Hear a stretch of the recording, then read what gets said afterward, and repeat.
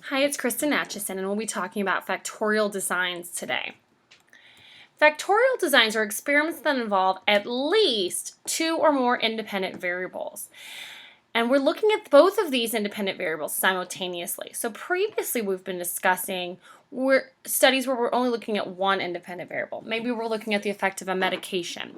Maybe we're looking at the effect of age. Maybe we're looking at the effect of some sort of other kind of manipulation, maybe some sort of therapy. But we're only looking at one independent variable in these previous examples. In factorial designs, we're going to look at multiple, and we're going to look at them together. So we might look at the effect of that dosage of the medication, but we might also look at age. And we can then look at the effect of medication, the effect of age, and the effect of medication and age together, which we'll call an interaction.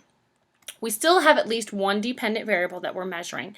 Often there's more, but there can just be one. So you could again measure maybe symptomology for both age and medication dosage, and then see again if there's any effect of just age on the amount of symptoms we have, if there's any effect of the medication dosage on the amount of symptoms we have, and is there an effect of both dosage and age on that symptomology. Let's go over some terminologies just so that we're all on the same page semantically. Factors are independent variables, is what we're referring to our independent variables as. And I've done this kind of throughout the class, so hopefully you're already comfortable with this. So in a study investigating the effect of medication at different ages, like we've discussed, both age and medication are independent variables. Thus, it's a two-factor study because we have two independent variables, two factors. So a study that has one independent variable, if we're just looking at medication, it's a one-factor design. If we're looking at medication and age, it's a two-factor design. If we're looking at medication, age, and treatment, some sort of therapy treatment, and we're looking at all three of those things simultaneously, and again, this is being done all at the same time. This is not necessarily being done in different experiments. This is within one experiment. Then it would be a three-factor design. So again, the number of factors tells us how many independent variables we have. Another terminology that we've been kind of using throughout, but let's go ahead and define, is levels. The levels are the number of groups or conditions for each independent variable. So when we've been looking at these ANOVAs, and there may have been three conditions, then there's been three levels. If we were doing a t-test and we were only looking at two groups, then we had two levels. And that's, again, for each independent variable. So in our study of age and medication dosage, age, maybe we look at three age ranges. We look at early adulthood, middle adulthood, and late adulthood. That's three levels for the independent variable of age. And then say for our second independent variable, medication dosage, we look at 10 milligrams and 20 milligrams. Again, we have two independent variables. It's a two-factor design where age has three levels, early, middle, and late, and medication dosage has two levels, 10 milligrams and 20 milligrams. And we'll have we'll go into how we'll write that out. So in that example, we have a 2x3 or 3x2, depending on which order you put them in, design. If you put medication, a 2x3 would be the medication, we had the two dosage as the first independent variable, and the second independent variable of age as 3.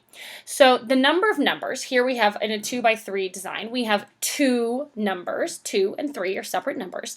That tells us how many independent variables we have. Again, a way to think about this is in a factorial design, we're looking at the effect of each independent variable by itself, but we're also looking at these things together. So that each number that we have is talking about the effect of that thing by itself. And then the cross between them is talking about that interaction between them. And then the actual number, the 2 versus the 3, indicates the number of levels for each. On each independent variable.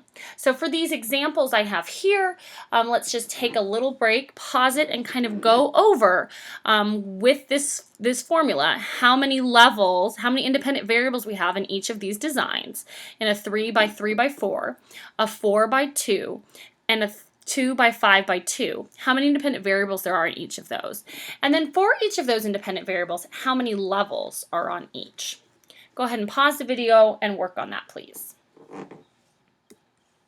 So for the answers, we have in a 3 by 3 by 4, we have three numbers, 3, 3, and 4. That's three different numbers. So we have three independent variables. Our independent variable A, which is that first 3, tells us that that independent variable has 3 levels. Our independent variable B, the second number, is also a 3, so it also is 3 levels. And independent variable C, that third number, is a 4, so it has 4 levels. For the example of 4 by 2, we have two numbers, 4 and 2. So we have two independent variables. That first number is a 4, so independent variable A has 4 levels. That second number is a 2, so independent variable B has 2 levels. In a 2 by 5 by 2, we again have three numbers, 2, 5, and 2. So we have 3 independent variables there. Independent variable A is a 2, so it has 2 levels. Independent variable B is a 5, so it has 5 levels. And independent variable C is a 2, so it also has 2 levels. So again, the number of numbers tells us how many independent variables are in this factorial design. And the actual number, the value of each number, tells us how many levels we have for that given independent variable. So here's another example. We're looking in a study. This is a 2-factor study because we're looking at the effects of alcohol consumption and caffeine consumption. So alcohol will be our factor A and caffeine consumption will be our factor B. And we're manipulating them in the same study. Again, by doing them in the same study is how we have a factorial design. If we did 2 separate experiments, one looking at caffeine and one looking at alcohol, that would no longer be a factorial design because we're doing 2 separate studies. What makes this factorial is that we're looking at both of these independent variables within the same study. So what we're going to do is we're going to cross these two. That's where the x comes in, that multiplication sign comes in those factorial design, how we write those out. And so we then end up having 6 different conditions because we have 2 levels of alcohol.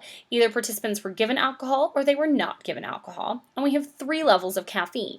Either they were given no caffeine, they were given 200 milligrams of caffeine, or they were given 400 milligrams of caffeine. So in that first cell, the no alcohol, no caffeine, those participants received neither alcohol nor caffeine. And we will record in this study their response time in a simulated emergency driving situation. The next cell over for no alcohol is crossed with the 200 level milligram of caffeine. And we'll look at, again, the response time with no alcohol, but 200 milligrams of caffeine.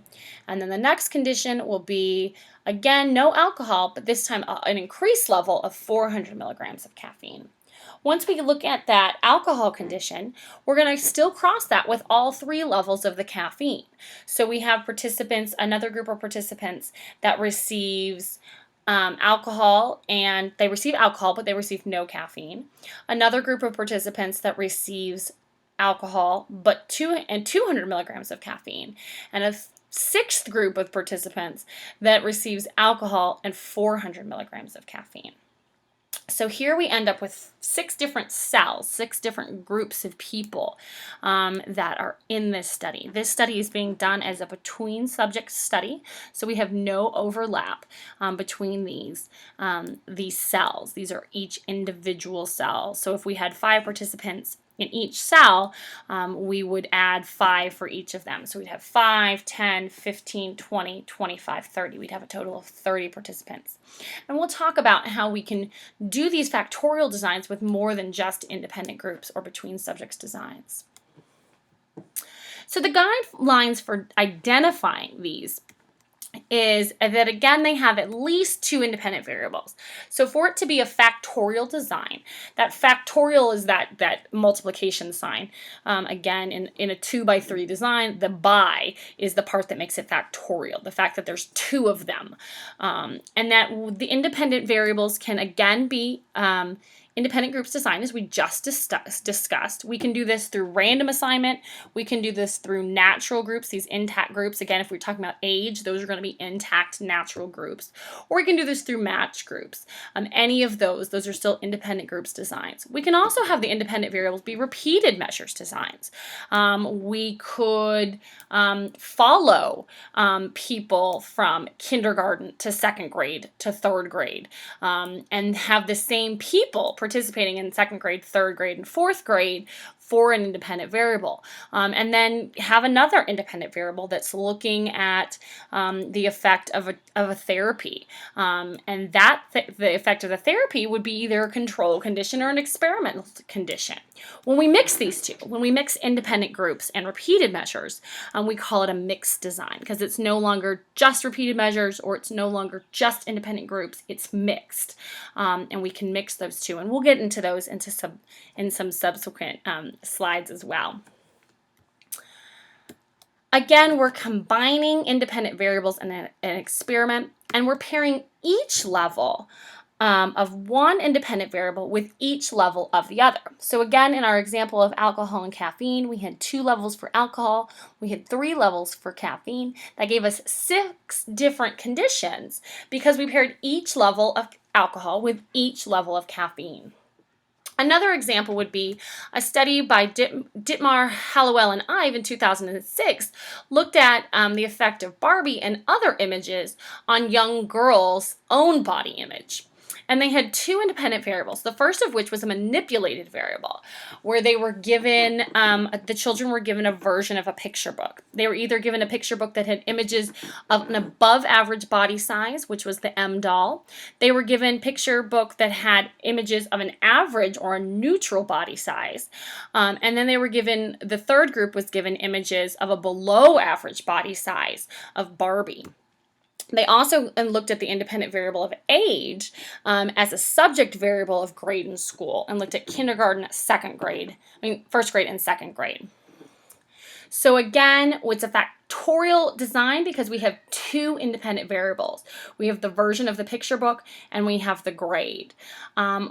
It has 9 conditions because, again, we're pairing each level of one with each level of the other. This is referred to as a 3x3 because we have 2 independent variables, the version of the picture book or grade in school, or those are independent variables, and each one of those has 3 levels. Independent variable 1, the version of the picture book, looks at the Barbie, it has either the Barbie images, the M images, or the neutral images. And the second independent variable, grade in school, we have kindergartners, first graders, or second graders.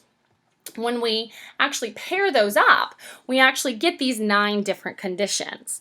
We have these 9 different combinations. This is how that factorial combination will work here. And so we can have the students that participated, the kindergartners that participated in the Barbie book, the kindergartners that participated in the M book, and the kindergartners that participated with the neutral book.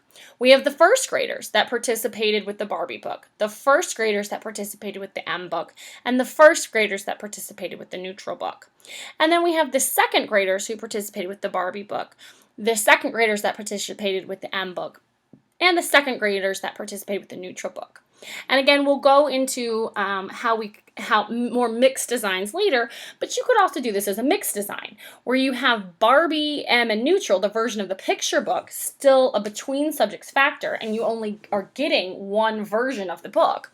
But follow kindergartners and have them look at it in kindergarten, and then have the same students look at it in first grade, and have the same students look at it in second grade. Now, that's not how this study was done, but you could do a study like that, and that would be a mixed design, because we then have a repeated measures independent variable for grade and a between subjects independent variable for version of picture book. In this example, it is just a straight between subjects design, or between subjects or independent groups factorial design, because we have no overlap between any of the conditions. By doing this factorial combination, it allowed the researchers to look at the overall effect of the version of picture book. We can look and see, did looking at the different versions, Barbie versus M versus neutral, these different body sizes, affect body dissatisfaction body dissatisfaction in these children. What they actually found was that Barbie images caused greater body dissatisfaction than either the M or the neutral images. It also allowed them to look at just the overall effect of grade. Just look and see, is there differences in body dissatisfaction between kindergartners, first graders, and second graders? And what they found was that we did see an increase in body dissatisfaction in young girls as grade in school increased. So as we went from kindergarten to first grade to second grade, we saw those body dissatisfaction scores going up. But what factorial designs give us that we can't get with doing these as one-factor designs, because we could have done each of these as a one-factor design. We could have done a study where we just looked at picture book, and we could have done a study where we just looked at grade.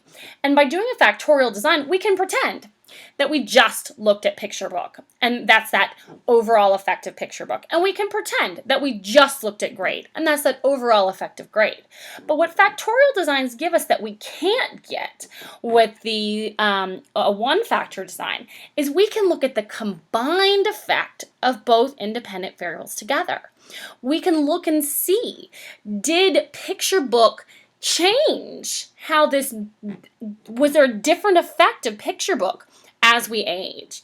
What was the relationship between these? We can look at these things in tandem, and we can look at this combined effect, or what we'll call an interaction. And what they found was that results indicated interesting effects for combinations of grade and exposure to the findings. So they did find some interaction. It may not have been clear as to what that was, but they did find an interaction. And so factorial designs are allowing us to look at independent variables in isolation, so just looking at picture book or just looking at grade, but they're also affording us an opportunity to look at these things together and look at these things in a way that we can't necessarily do individually. And there's also going to be other benefits for them in terms of time and replication, and we'll get into those later. So this is our introduction to factorial designs. Take a break and come back, and we'll discuss main effects and interactions. Again, what we're talking about right here, we have a main effect of picture book. We have a main effect of grade. And it appears that we have an interaction of grade and picture book. But we'll get into more of those in the next slideshow.